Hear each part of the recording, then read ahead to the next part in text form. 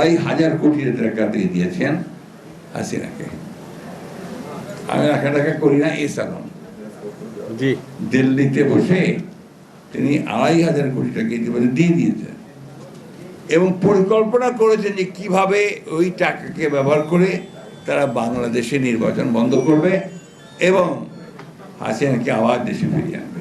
একটা মহল তারা অত্যন্ত সচেতনভাবে চেষ্টা করছে যে এই যারা গণতন্ত্রের পক্ষের শক্তি তারা যেন আসতে না পারে। আপনি বলেন, আজকে যখন দেখি পত্রিকায় যে নিউ ইয়র্কে আমাদের বাংলাদেশের কর্মকর্তাকে, আমাদের বাংলাদেশের উপদেষ্টাকে অথবা উচ্চপদস্থ ব্যক্তিদেরকে আওয়ামী লীগের লোকেরা হেনস্থা করছে, হামলা করছে, তখন কোথায় যাবো আমরা? এই চরম হতাশা সৃষ্টি করে আমাদের। আমরা যখন আজকে একটা পত্রিকায় সকালবেলা উঠেই দেখলাম বিরাট করে ব্লক করে খবর বেরিয়েছে যে একজন ব্যক্তি যিনি বাংলাদেশে বিখ্যাত ব্যাংক লুটের জন্য তিনি 2,500 কোটি টাকা দিয়ে দিয়েছেন হাসিনাকে।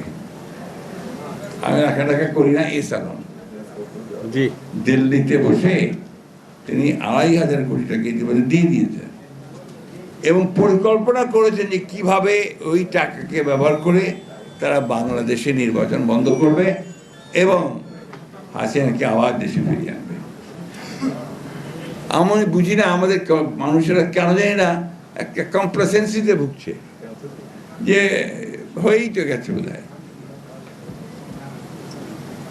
যার ফলে কি হচ্ছে, আপনার যে কোথাও ঠিক হচ্ছে না।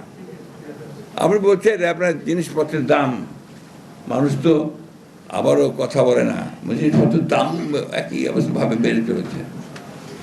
অর্থনীতিতে আজকে আমার কথা বলি, আমার স্ত্রী আজকে সকালে ব্যাংকে ফোন করেছেন কিছু টাকা তোলার জন্যে, বলছে যে সরি ম্যাডাম, আমরা 5,000 টাকার বেশি দিতে পারবো না।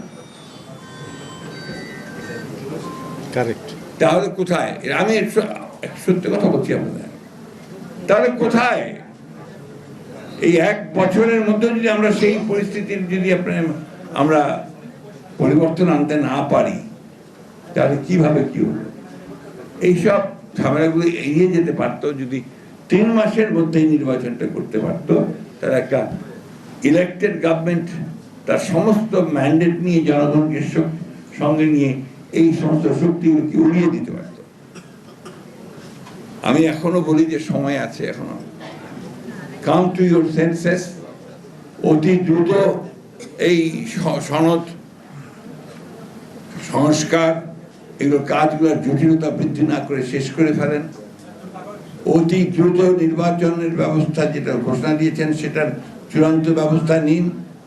রাজনৈতিক দলগুলোকে নির্বাচনমুখী করে ফেলুন এবং একটা নির্বাচনের মধ্য দিয়ে জনগণের প্রতিনিধিত্বকে নিশ্চিত করুন। এছাড়া কোনো বিকল্প নেই। বসে নেই কেউ। যারা আপনার ফায়দা নিতে চায় এরা বিভিন্নভাবে কাজ করছে।